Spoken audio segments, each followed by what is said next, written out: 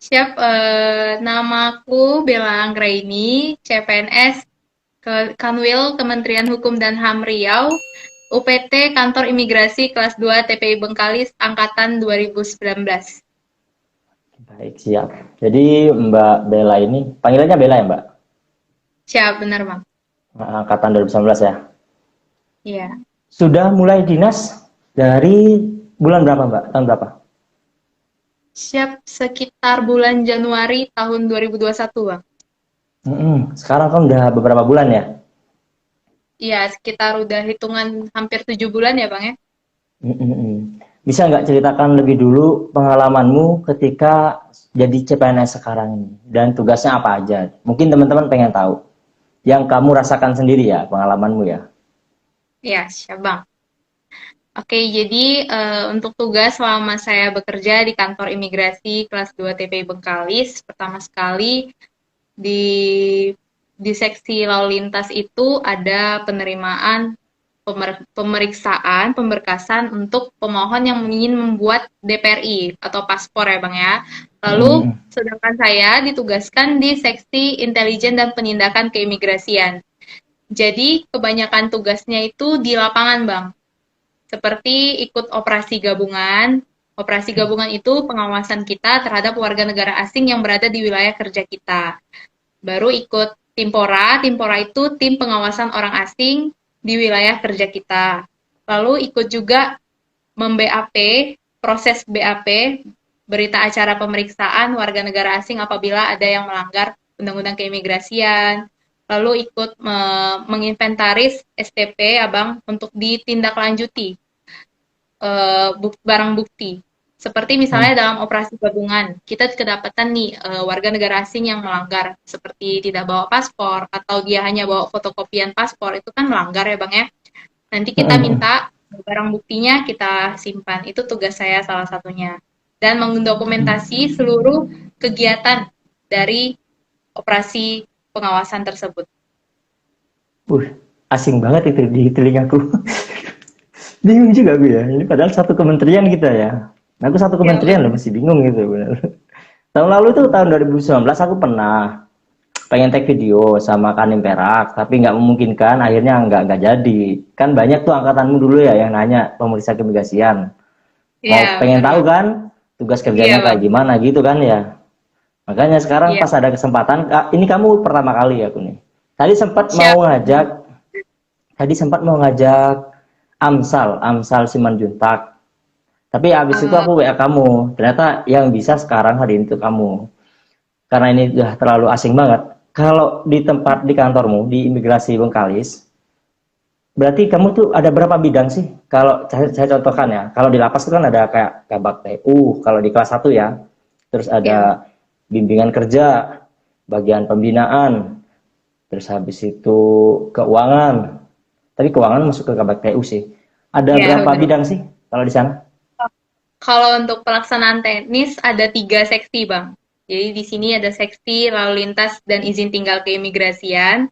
Itu untuk tempat pelayan pembuatan paspor, visa, izin tinggal gitu, Bang. Lalu yang kedua di seksi intelijen dan penindakan keimigrasian. Disinilah kita melakukan pengawasan terhadap orang asing yang masuk atau keluar wilayah Indonesia. Lalu ada seksi teknologi informasi keimigrasian, Bang. Jadi nanti teknologi informasi keimigrasian ini yang membuat seluruh informasi tentang kantor kita, mengupdate terus di Instagram, YouTube gitu, Bang.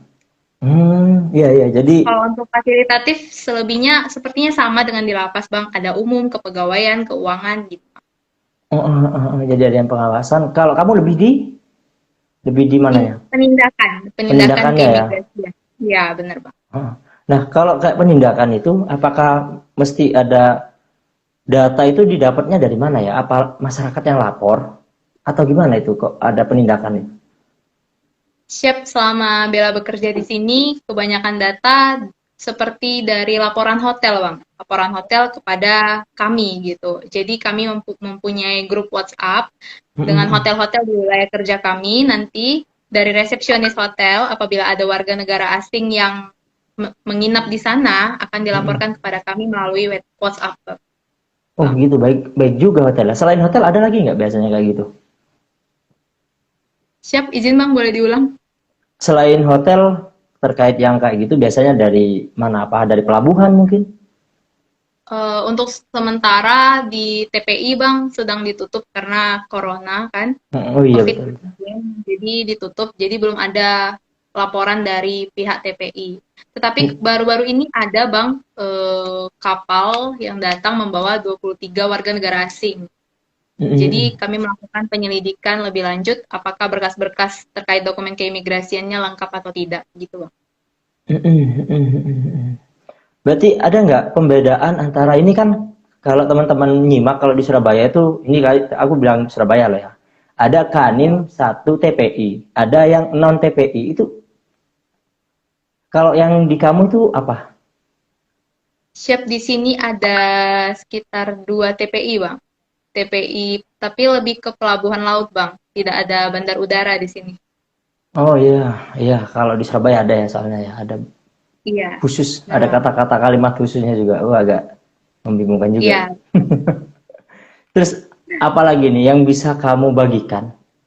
Dulu kan kamu pernah di posisi bahwa kamu mau cari tahu informasi tentang pemeriksaan keimigrasian.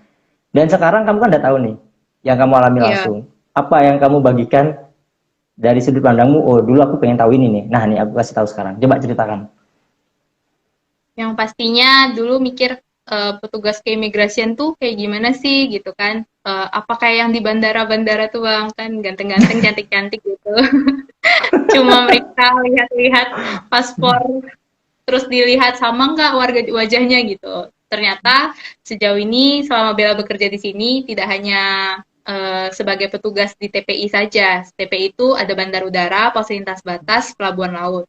Tetapi di kantor juga petugas keimigrasian itu banyak sekali pekerjaannya Bang. Mulai dari melayani pembuatan paspor, lalu mengupdate terus tentang paspor itu bagaimana, izin tinggal itu bagaimana, lalu Mm-mm. juga melayani jika paspornya hilang, paspornya rusak, atau ada perubahan data gitu Bang. Sepertinya Mm-mm. secara singkat gitu sih Bang, tapi sejauh ini yang Bella rasakan begitu menyenangkan Bang. Boleh tanya nggak ini ya, kalau terkait grade tunjangan kinerja ini? Aku juga penasaran ini. Ini bukan orang yang Siap Bang. nanya aku loh. Nah, kalau di penjaga tahanan, kalau aku ini grade-nya 5. Kalau di sana grade-nya berapa? Kamu? Siap, untuk Bella sekarang masih grade 5 Bang. Oh, sama berarti ya. Ya, ya, ya. Siap, siap. Kalau ada putus-putus sinyalnya dimaklumi ya teman-teman, karena aku nggak pakai Ya. wifi, agak pedalaman juga tempatku. Nah, terus Bella lagi juga. yang mau aku tanyakan tadi aku agak lupa. Satu angkatan kamu di imigrasi Bengkalis itu berapa orang? Siap, di imigrasi Bengkalis kami ada 3 orang Bang yang ditempatkan di sini. Satu perempuan, 2 laki-laki. Kalau Duanya untuk itu teman Bella gimana? itu berada ditempatkan di seksi lalu lintas dan izin tinggal keimigrasian Bang. Mm-mm. Kalau kamu di apa tadi? Lupa namanya? Penindakan? Intelijen dan penindakan. Oh, Iya. berarti dua-duanya di seksi lalu lintas izin gitu ya? Iya, benar Bang. Nah, terus yang kamu ingat waktu seleksi tahun 2019 kemarin itu ada berapa sih sebenarnya pengambilannya untuk pria dan wanita? Pemeriksa Kalau keimigrasian? untuk Riau ya Bang ya. Mm-mm. Kalau untuk Riau kami diambil kuota terakhir hanya 2 perempuan Mm-mm. dan 14 laki-laki. Ah iya, tahun lalu bukannya buka juga ya penjaga tahanan ya? Benar nggak di Ya Riau? buka Bang. Nah, Iya apa buka. kamu tahu nggak formasinya berapa waktu itu? Seingat saya untuk laki-laki formasi penjaga tahanan tahun lalu dari Riau sekitar 87 Bang. Kalau Untuk perempuan? laki-laki 10 saja Bang. 10 saja. Nah, terus apa pertimbanganmu pilih imigrasi? Apa karena lebih suka apanya gitu? Bisa dijelaskan nggak? Kan kuotanya cuma 2 nih. Kesempatannya kan Siap. kecil tuh daripada penjaga tahanan waktu itu.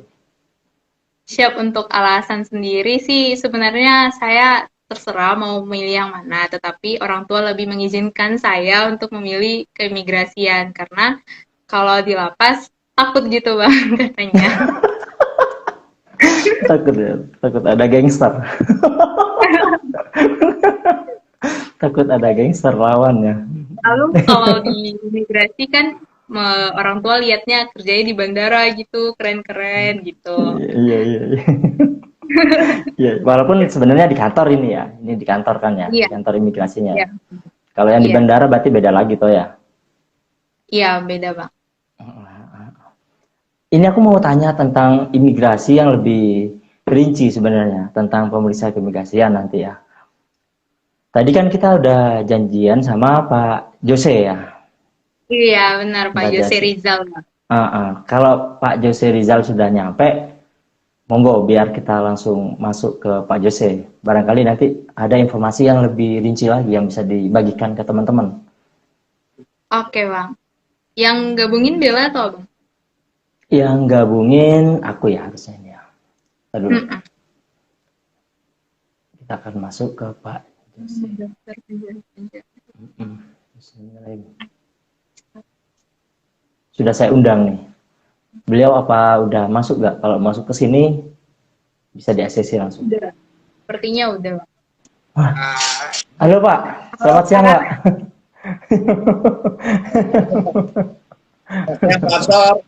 Ya Pak, siapa? Selamat siang Pak. Alhamdulillah mau bergabung. Kirain tadi nggak bisa bergabung Pak.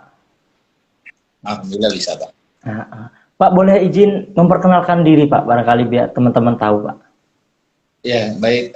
Nama saya Jose Rizal. Sekarang ini ditugaskan di kantor imigrasi kelas 2 TPI Bengkalis sebagai kepala seksi di Lalintalkim, lalu lintas dan izin tinggal keimigrasian sejak tahun Oktober 2017.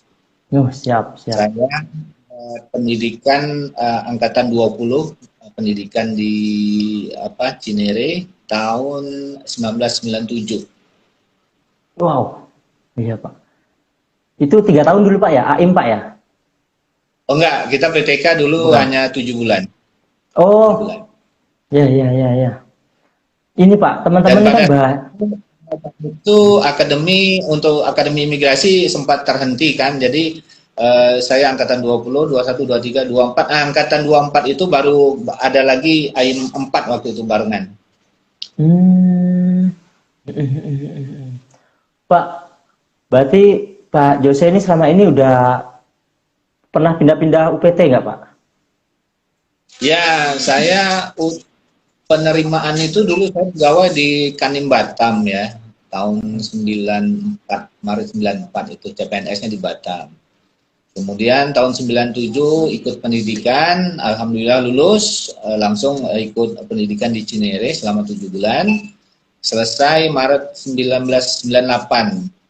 Dapat SK pertama, langsung ke Bandara Soekarno-Hatta tahun 98 itu 5 tahun, tahun 2003 pindah Pontianak. Di Pontianak masih pejabat imigrasi di TPI Pak ya. Kemudian tahun 2007 pindah ke Tanjung Balai Karimun, mendapat promosi Kasubsi waktu itu. Nah, kemudian 3 tahun pindah ke Pematang Siantar, masih Kasubsi di seksi Tikim. 3 tahun kemudian tahun 2013 masuk ke Singkawang, Kalimantan Barat sebagai kepala seksi Wasdakim waktu itu, yang sekarang dipanggil Inteldakim. Sampai Oktober 2017 bergabung di Bengkalis. Pak, ini kan tahun lalu ini Pak, waktu pembukaan CPNS Kemenkumham tahun 2019 itu Pak, banyak banget yang penasaran dengan apa sih tugasnya pemeriksa keimigrasian kayak gitu Pak. Barangkali mungkin Bapak bisa menjelaskan, kalau misalnya ada yang mendaftar CPNS pemeriksa keimigrasian, nanti itu mereka tuh akan ditempatin di bagian mana aja sih dan tugasnya seperti apa kayak gitu Pak. Ya, setahu saya memang pemeriksa keimigrasian itu ditempatkan yang di teknis ya, yang disampaikan di Bella tadi, ada seksi Lalintalkim, ada Tikim maupun di Inteldakim. Kalau di seksi Inteldakim, layaknya kita di pelayanan Pak. Kita melayani paspor, kita memeriksa berkas-berkas yang diajukan, baik itu pengajuan paspor maupun pengajuan untuk izin tinggal. Kemudian nanti ada lagi kita melakukan pemeriksaan di TPI. Nah, ini tadi saya pengen merespon sedikit. Tadi Bapak agak bingung antara yang TPI sama non TPI, Pak ya. Betul Pak, betul Pak, betul. Kalau Kanim TPI itu kantor imigrasi yang mempunyai tempat pemeriksaan imigrasi, baik itu pelabuhan laut, pelabuhan darat maupun udara. Sementara yang non TPI mereka kantor imigrasi tidak mempunyai tempat pemeriksaan imigrasi. Oh gitu Ya. Pak ya. Ya, kayak seperti Soekarno-Hatta itu Kanim TPI. Nah, nanti kalau di mana Jakarta Timur ada Kanim TPI karena dia ada bandara juga kan. Iya betul Pak, betul. Ada bandara, ada pelabuhan. Ya, seperti halnya di Tanjung Perak karena dia ada pelabuhan itu disebut TPI tempat pemeriksaan imigrasi. Oh, berarti kalau nggak ada pemeriksaannya dia disebut non TPI Pak ya? Sebatas Nah, pelayanan tidak ada. gitu mungkin Pak ya? Ya, baik itu pos lintas batas, ya kan, laut, bandar, udara maupun darat.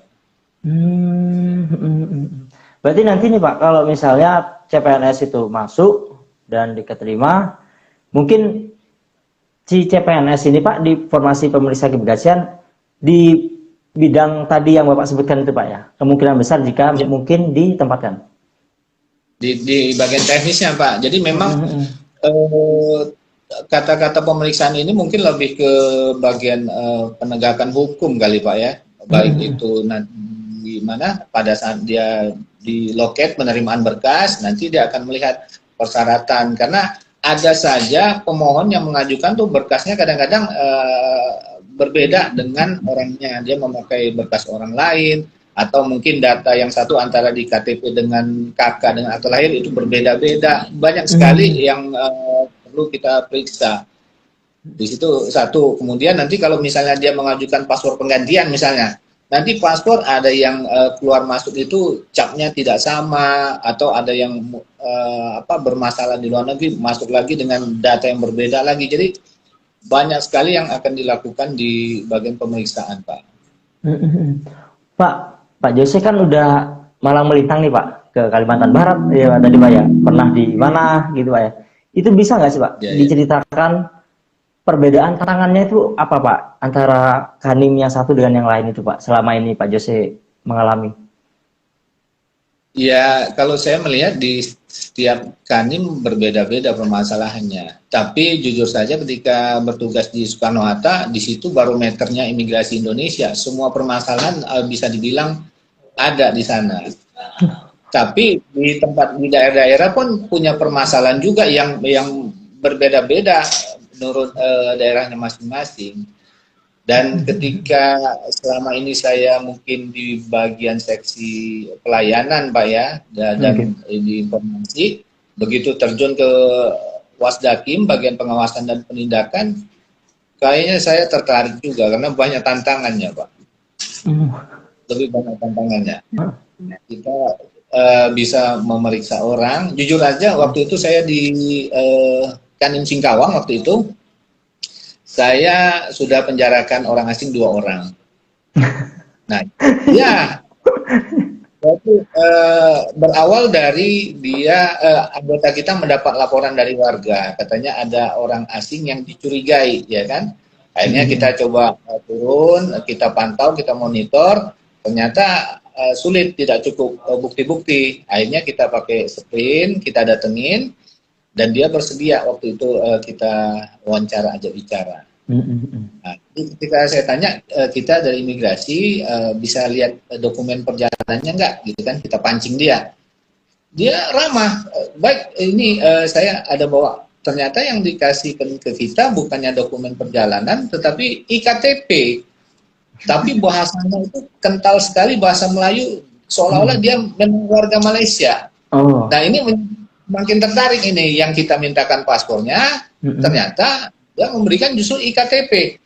Akhirnya saya bilang, wah Pak, kalau begini, kalau tidak keberatan kita ngobrol di kantor nih. Oh boleh katanya. Wah, jadi kita ke kantor sama-sama dia, kita interview, kita gali informasi. Memang dia mengakui sebagai warga negara Indonesia, tapi aksennya itu 95% dia Malaysia. Hmm. Alhamdulillah memang dia bisa melampirkan IKTP, KK, akte lahir semua Indonesia, dan di situ menjadi tantangan saya, Pak. Dan saat itu malam itu memang kita lepas dia karena tidak ada bukti-bukti. Tapi setelah beberapa bulan kemudian saya cari tahu, cari yang memang tingkat kesulitan agak tinggi. Akhirnya memang saya bisa buktikan kalau dia warga negara Malaysia. Dan sempat dia buka harga, begitu ketangkep kita buktikan bahwa dia Malaysia, wah dia buka harga, Pak, 50 juta bebas saya. Oh nggak bisa saya. 86 gitu Pak ya? Ya, oh maaf, saya bilang nggak bisa, saya bilang NKRI ini kan. Akhirnya kita lanjutkan, ya kita serahkan ke kejaksaan. Alhamdulillah ditahan 1 tahun dan denda 50 juta. Alhamdulillah. Itu kenapa Pak ya? Kenapa kok dia sampai membuat KTP akta? Apakah memang pengen jadi warga negara Indonesia? Kenapa nggak ngurus aja kalau emang pengen jadi gitu Pak ya? Nah, jadi versi saya kan dekat juga sama orang konsulat Malaysia. Jadi versi orang konsulat Malaysia itu kemungkinan besar dia ini ada masalah keuangan yang sangat besar di negaranya sehingga dia lari. Dia lari dari negaranya. Katakanlah mungkin di sana dia berhutang di bank atau apa gitu, atau di mafia di sana, sehingga dia lari ke Indonesia. Dan pelan-pelan dia mencoba yaitu membuat KTP, KK, akte. Nah, ketika KTP, KK, akte itu sudah jadi, arahnya nanti dia akan mengajukan paspor. Tapi tidak keburu pada sebelum dia mengajukan paspor sudah terbongkar sama kita. Iya. Otomatis dia setelah itu kan pas dihukumnya itu masuk ke ini kan Pak ya, masuk ke mana Pak? Lupa, DTNI, rumah DTNI imigrasi kan Pak ya? Untuk DTNI itu kan hanya penampungan sementara sebetulnya untuk proses pemulangan dia itu hanya sementara saja. Jadi tapi kan undang-undang kita kan di Rudenim itu kan bisa sampai 10 tahun. Jadi sementara kita nempatin dia seolah-olah akan kita deportasi, tapi di balik itu kita cari bukti-bukti dia. Nah, setelah terbongkar kita proses penyidikan. Oh, berarti ranahnya nanti ketika sudah ketahuan bahwa kayak memalsukan, kayak nggak sesuai izin atau apa, sesuai prosedur, itu dihukumnya itu masuk ke mana itu Pak? Itu masuk ke lapas apa kemana itu Pak? Ya, ke lapas. Maksudnya ke lapas. Oh, iya saya agak bingung Pak. Selama ini jujur aja Pak ya, saya kerja di lapas memang, tapi agak bingung juga fungsi dari DTNI itu, karena nggak pernah ngobrol juga, nggak pernah tanya sama teman. DTNI itu fungsinya itu apa? Saya kirain kalau terkait dengan administrasi tempat tinggal dan lain sebagainya mungkin ditaruh di DTNI, di Rudenim. Apa bisa nggak Pak dijelaskan di sini Pak, biar teman-teman ngerti Pak? Fungsi Rudenim itu sendiri sebetulnya hanya penampungan sementara untuk orang asing itu untuk diproses pemulangan. Tetapi belakangan ini yang khususnya Rudenim yang daya tampungnya besar itu berubah sehingga ada orang-orang yang memerlukan suaka apa segala macam itu justru banyak bertempat tinggal di Rudenim itu, ditampung di sana. Tapi tetap satu-satu diproses dilanjutkan ke negara ketiga kalau itu ya. Sementara untuk yang masalahnya murni keimigrasian seperti overstay atau paspornya mati dia nggak ada biaya, kita tampung sementara saja untuk proses dia pemulangan. Itu intinya. Tapi ketika kita masalah hukum, kita proses, kalau memang dia divonis 1 tahun, 2 tahun atau berapa tahun, itu nanti dilimpahkan ke lapas. Oh, iya Pak, ini baru tercerahkan saya Pak. Kirain kalau udah di sidang pengadilan kayak gitu, tetap hukumannya di Rudenim. Kirain begitu dulu tidak. Pak. Tidak, jadi tetap hukum itu kalau dia dihukum tetap diserahkan ke lapas. Nanti kita tetap koordinasi dengan teman-teman di lapas Pak. Itu kita rutin karena banyak sekali orang asing yang nginap di lapas itu banyak di seluruh Indonesia. Saya rasa ada saja. Jadi kita pantau ini ada orang asing yang akan bebas. Nanti kalau bebas nanti petugas di imigrasi akan koordinasi dengan petugas lapas, kapan dia bebas, diserahkan ke kita proses lagi untuk proses deportasinya. Dan ditampung dulu di Rudenim kayak gitu mungkin Pak ya. Sebelum Betul. dikembalikan. Setelah dia selesai menjalani hukuman, nanti diserahkan ke kita tempatkan Rudenim untuk proses pemulangan. Baik Pak, baik. Apa ada lagi Pak informasi? Ya, tadi ya ketika saya membongkar kasus yang di Singkawang itu, karena dia mendapatkan KTP KKT, saya waktu itu agak nakal. Akhirnya saya sentil nih petugas RT, RW, camat, lurahnya sampai petugas Dukcapil, saya panggil, saya periksa semua. Ya karena gimana ya, mereka kayaknya gampang banget memberikan KTP KKT kepada pasien. Ya, akhirnya saya tahu proses untuk mendapatkan KK, KTP, akta lahir itu seperti apa, karena mereka kita periksa semua, ya kan. Ada lagi Pak informasi yang mungkin teman-teman harus tahu nih. Ini loh, kalau kalian nanti kerja di imigrasi itu ini, walaupun kalian masuknya di formasi pemeriksa keimigrasian, seperti ini loh sebenarnya imigrasi itu kerjanya nanti. Ya, seperti yang sudah disampaikan Bella tadi, memeriksa paspor, nanti ada operasi gabungan di lapangan ketika ada ketemu orang asing, nanti kita tanyakan dulu, ternyata kalau dokumennya tidak ada, nanti kita tanyakan baik-baik di mana dokumen itu. Kalau memang dia bisa lampirkan, selesai masalahnya. Tapi ternyata kalau dia tidak bisa melampirkan paspornya, ini masuknya gelap atau memang bagaimana kan? Itu akan kita tindak lanjut. Salah satu itu. Pernah nggak Pak waktu untuk penindakan itu Pak, waktu penindakan itu pakai bantuan aparatur lain kayak gitu Pak? Oh iya, kalau lain sudah operasi gabungan, mau nggak mau kita pakai bantuan taktis dari teman-teman di kepolisian. Kalau memang kita menganggap kita nggak mampu Pak, mungkin kita melihat kekuatan kita sekian, sementara nanti orang asingnya rame atau gimana, itu memang kita melalui Timpora, kita akan minta bantuan taktis dari teman-teman kepolisian. Kalau untuk sejauh ini yang Bapak pernah alami itu Pak, ada nggak pelatihan khusus bagi teman-teman di imigrasi itu, tapi kaitannya dengan kayak bela diri atau apa untuk bekal waktu penindakan, ada nggak kayak gitu Pak? Setiap kali kita pendidikan seperti kemarin kita di Cinere 7 bulan itu, kita mendapat sebelum masuk di Cinere itu, sebelum kita mulai, kita masuk dulu Pak, 2 minggu di Brimob, ada yang di Marinir, itu mendapat pendidikan bela diri, dapat. Kemudian nanti kalau kita sekolah lagi untuk mengikuti PPNS, dapat juga itu bekal untuk bela diri segala macam. Karena orang asing kan besar-besar Pak ya, kan kita nggak ada yang tahu kalau mereka ngamuk. Kalau masalah bela diri ini kan bukan masalah orang besar atau orang kecil, dia jago nggak? Berdaya kalau nggak jago, saya rasa cukup bela, nggak perlu bela diri, bela juga bisa. Ya, Pak, ya, Pak. Makasih banyak loh Pak ini Pak untuk sharingnya Pak. Ya barangkali nanti next time kita bisa sharing lagi untuk ditanyakan lebih lanjut biar nanti kita bisa live bareng lagi Pak Jose. Ya baik. Ya. Makasih banyak nih Pak.